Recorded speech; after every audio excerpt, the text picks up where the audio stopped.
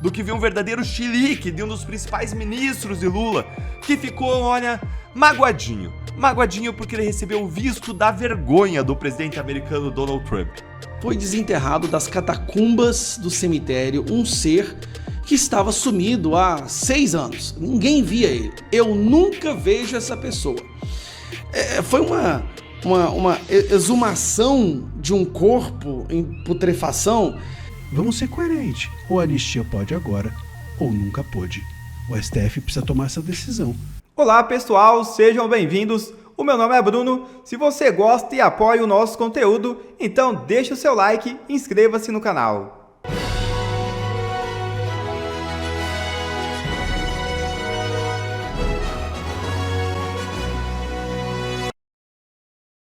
Estados Unidos afundaram outro barco com narcotraficantes no Caribe. Anúncio foi feito pelo presidente Donald Trump. O presidente dos Estados Unidos informou nesta sexta-feira que militares do país realizaram um novo ataque contra um barco ligado a uma organização terrorista e confirmou a morte de 3 supostos narcotraficantes. Abre aspas. Sob minhas ordens, o secretário de guerra ordenou um ataque cinético letal contra um barco, na área de responsabilidade do Comando Sul dos Estados Unidos. Fecha aspas. Afirmou Trump em sua rede social Truth Social. Veja o momento em que a embarcação é atingida.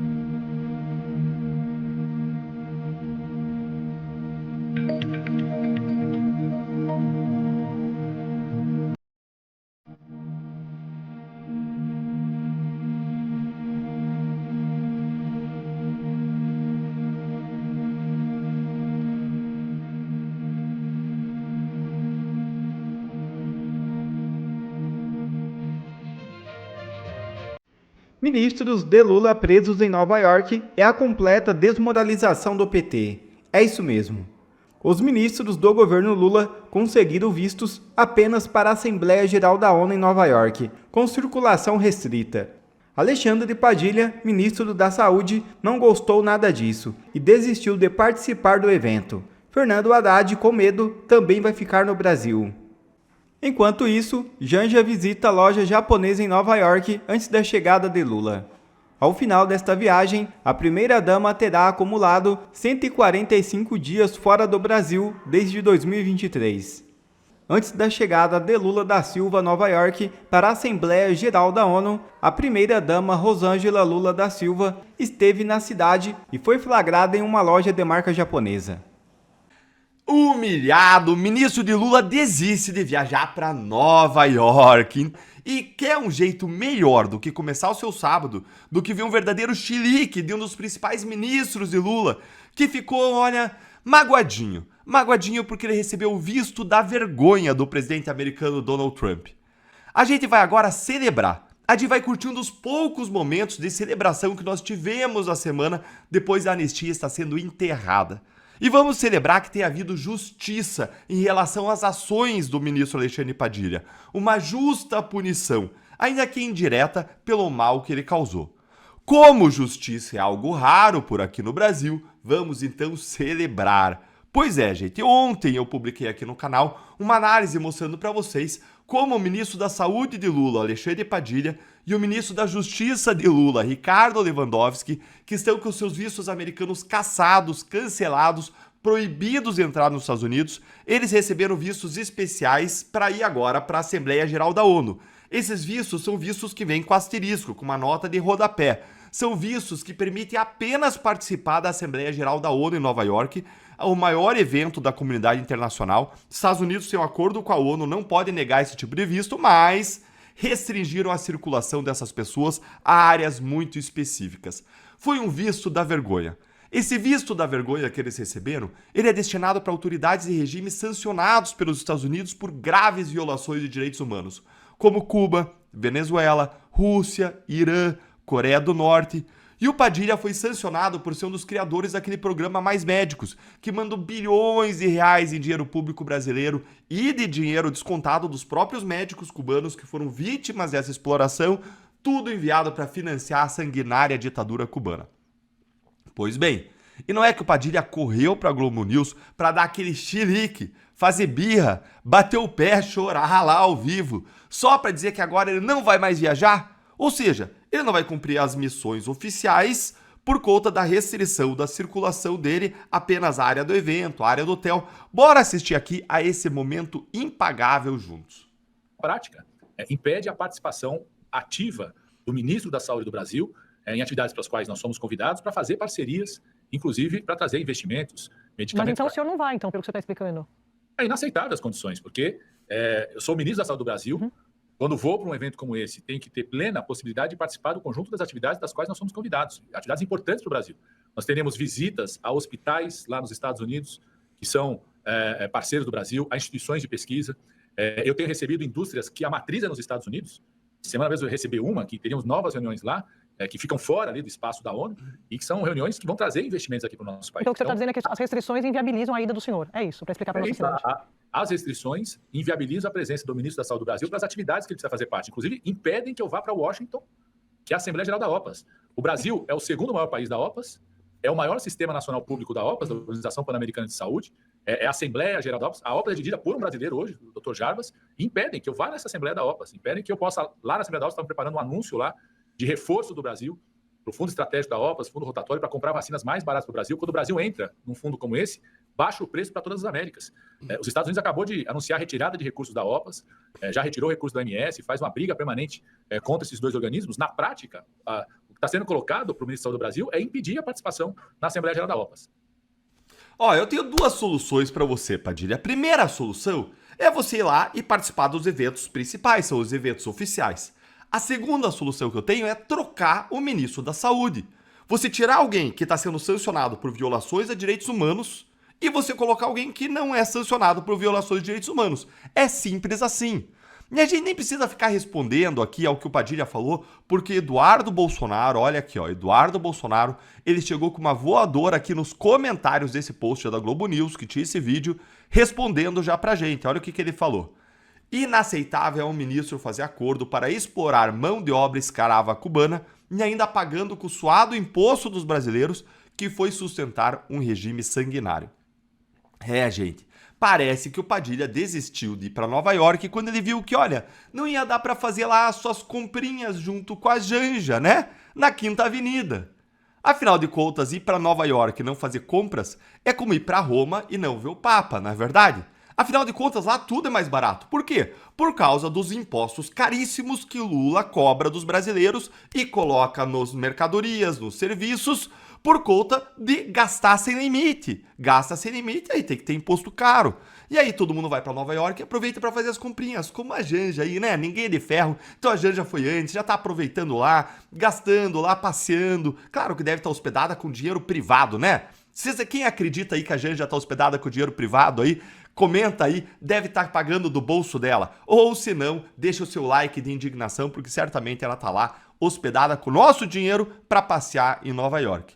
Mas falando sério agora, gente, a humilhação do Padilha e do governo Lula, agora equiparado ao regime violador de direitos humanos, foi muito grande.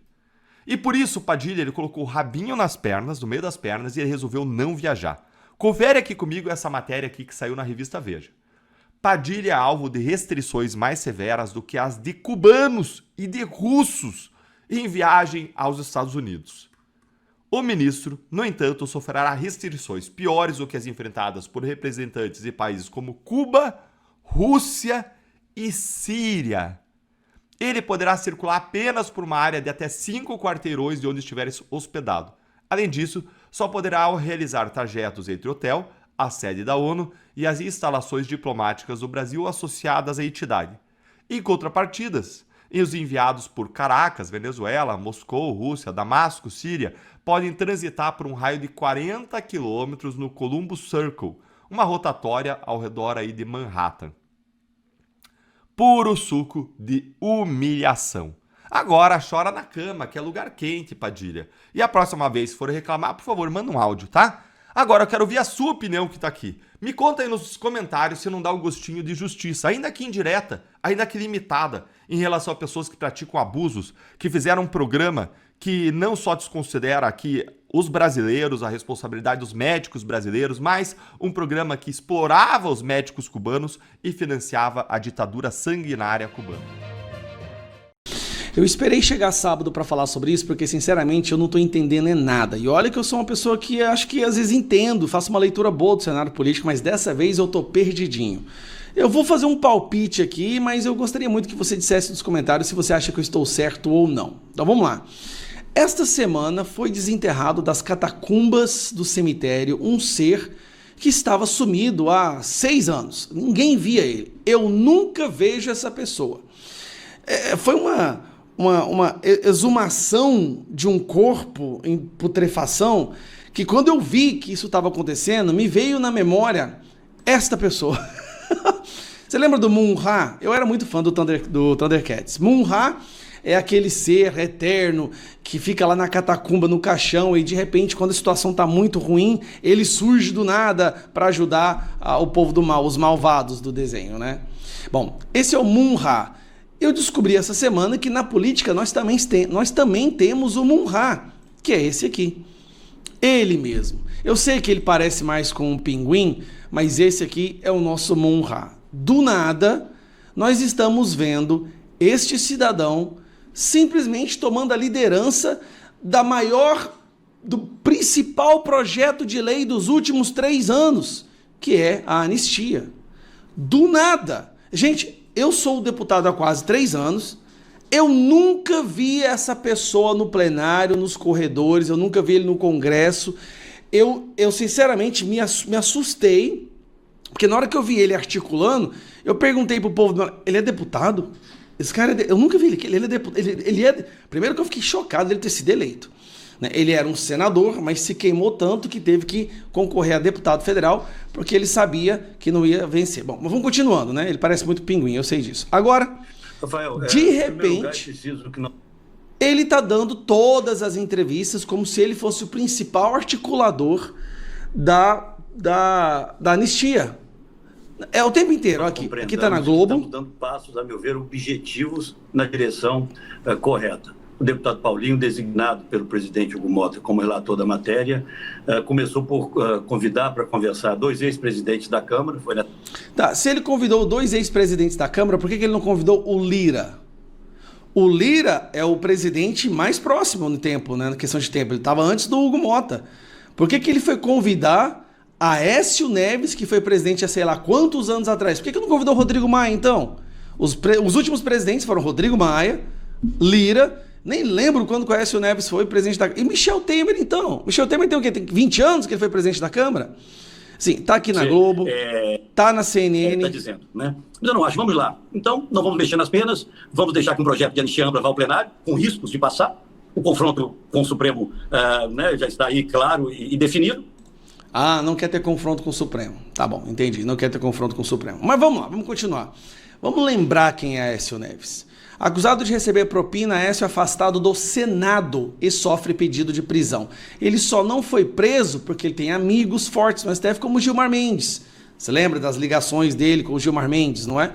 Não foi preso, foi protegido. Por quê? Porque se você tem amigos no STF hoje, você pode ter certeza que você pode cometer o crime que você quiser e nada vai acontecer.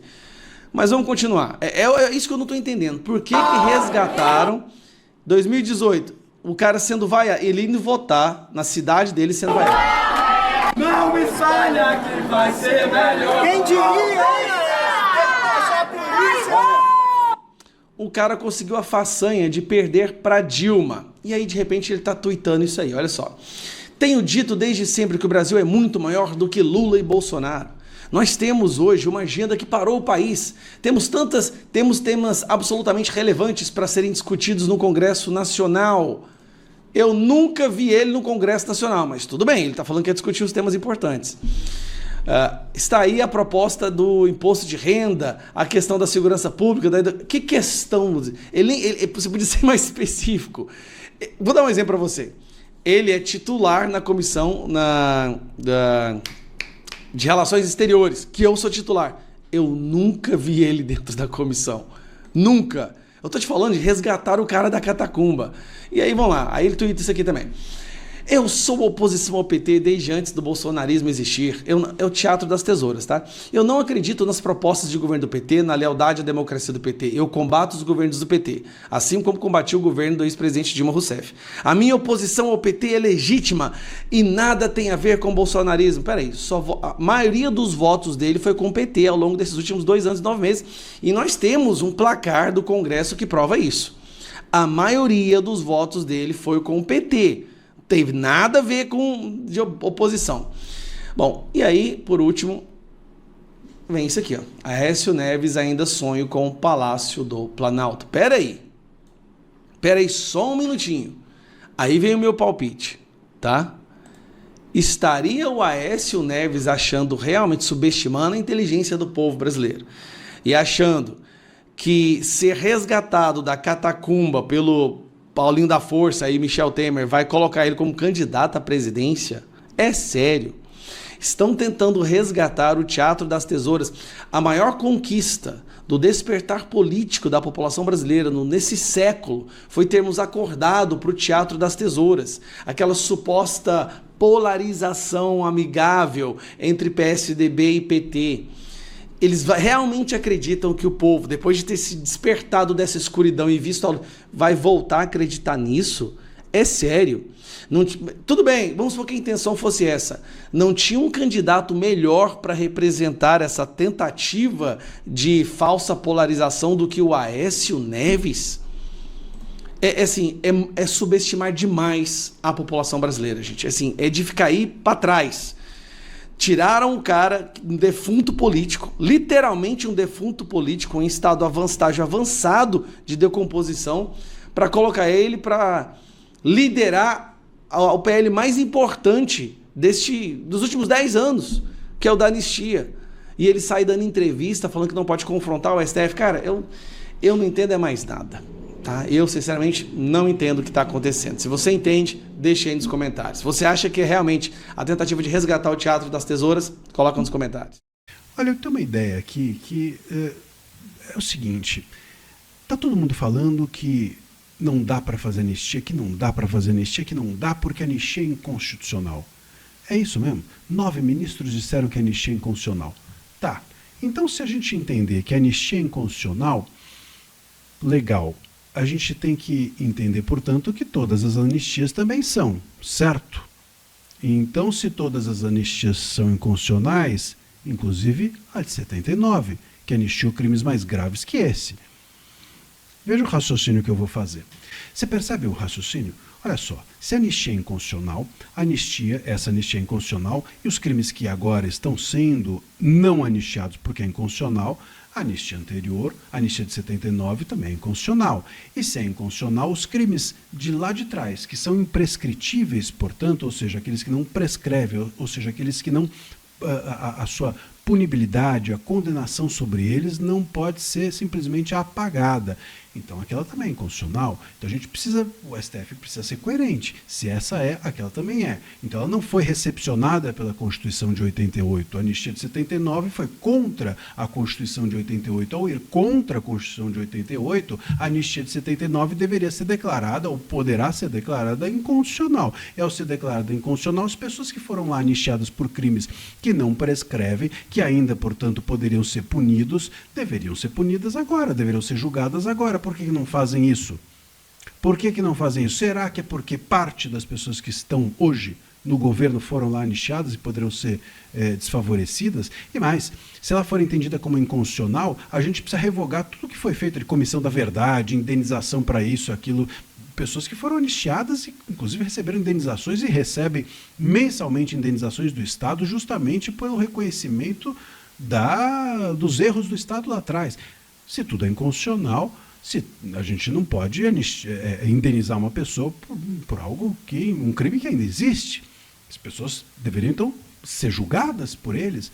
É isso? É disso que se trata? Como é que o STF vai lidar com essa questão? Por que essa anistia é inconstitucional e as demais não? Ah, mas aqui que são crimes contra o Estado, contra a essência da Constituição. Mas e lá atrás? E quando guerrilheiros pegaram armas e assaltaram bancos para financiar movimentos revolucionários que queriam derrubar o Estado? Esses movimentos não queriam democracia. Se você queria derrubar o Estado, grupos guerrilheiros revolucionários, comunistas, socialistas, queriam democracia? Ou queriam simplesmente avançar com o Estado comunista? Um Estado que não era democrático. O comunismo não é uma democracia. E aí? Não é grave também? Queriam derrubar o Estado com armas. Tentaram assaltos a banco para financiar isso. Sequestraram pessoas, embaixadores, mataram muitas vezes, ou muitas pessoas. Tudo isso deveria, então, ser repensado.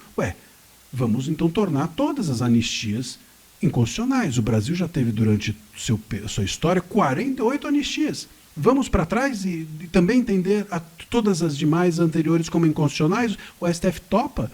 Vamos fazer uma devassa, então, no Brasil? Ou só essa é inconstitucional? E por que só essa é inconstitucional? O que essa teve que outras não tiveram? Mas crimes contra a democracia. Repito, não é um crime contra a democracia você financiar grupos guerrilheiros, sequestrar pessoas, assaltar bancos e matar até pessoas em nome de uma guerrilha ou de uma guerra revolucionária para tombar o Estado que existia, um regime militar, para instaurar um Estado comunista ou socialista, a ditadura do proletariado. Isso é democrático?